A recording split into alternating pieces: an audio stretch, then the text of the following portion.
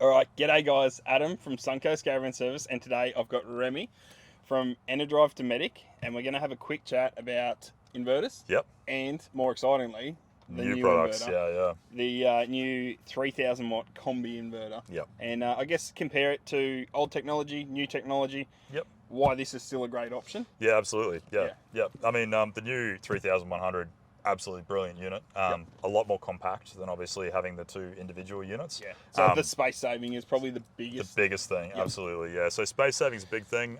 Output wise, very similar. You know, you're not talking a great deal of difference between the two of them. And then obviously we include the remote with these guys as well. So a lot of the combis that you can buy, they don't come with a remote as standard, which can be a bit of a pitfall to them. But yeah, this guy's got the remote built in, so you basically can mount that one up, use it straight away, which is awesome. Yeah, but then awesome, brilliant, absolutely brilliant. Your 2600 watt and your 60 amp AC charger, the big advantage you're going to have over the individual singular unit is if you are having an issue with one component, it's not going to take out both, right? Yeah, absolutely. So you've got that redundancy factor there. So if you're looking for that, you're traveling really remotely and you're looking for that redundancy factor, you don't like having to rely on a singular unit, then yeah, absolutely go down the individual units track. But so far we've had this unit in testing for probably around the 18-month mark now. Yeah, okay. Haven't really had any dramas with them so far. It's been a really solid product, like everything else we do, which is great. Yep. But yeah, definitely, it's definitely a space-saving solution. Yeah. I know Reese, our 12 volt guru, he absolutely loves them. He's done quite a few installs with them now. He loves the controller. He loves that sort of feature, and for him, less wiring is always less a better time. thing. And it means the installations in that aftermarket setting are a little bit cheaper as well, because we don't have to run so many wires.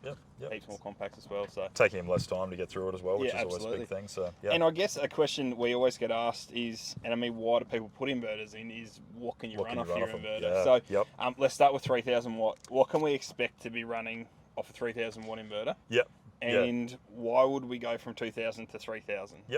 I mean, so these days, obviously, we do a lot of air conditioning use off grid. That's the main calling for it. That's obviously led to us bringing niceties from home. So, the wife wants to bring the hair straightener, whatever they want to do in that side of things, plus induction cooking. That's a big thing that a lot of people want to bring along with them these days.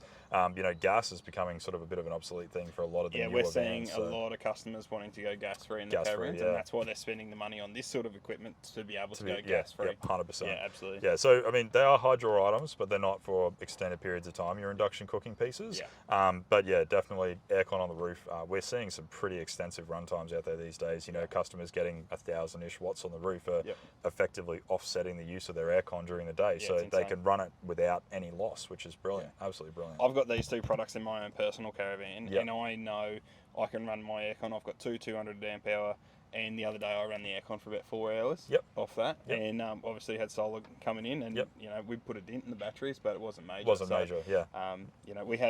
We had the aircon on, we had the fridge on, and I think I made a coffee at the same time. So and that was off a 2600 watt inverter. So that's pretty epic. And going from the 26 to the 3000, you've just got that little bit more available power to use when you need it. But I mean, it's absolutely brilliant. Being able to get out there and when you've got a really hot day or humid day, just take that sting out of the middle of the day. We did it just so the kids could have a sleep during the middle of the day. They were cooked from swimming all morning. And chuck them in the van, have a sleep.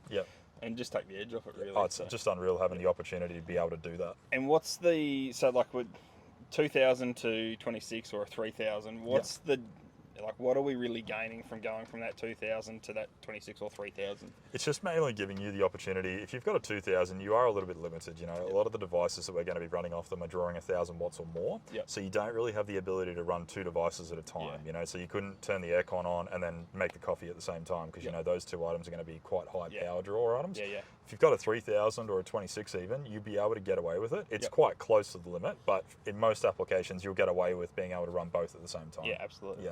All right, guys. Awesome. Thank you very much. If you've got any questions, chuck them in the comment box below.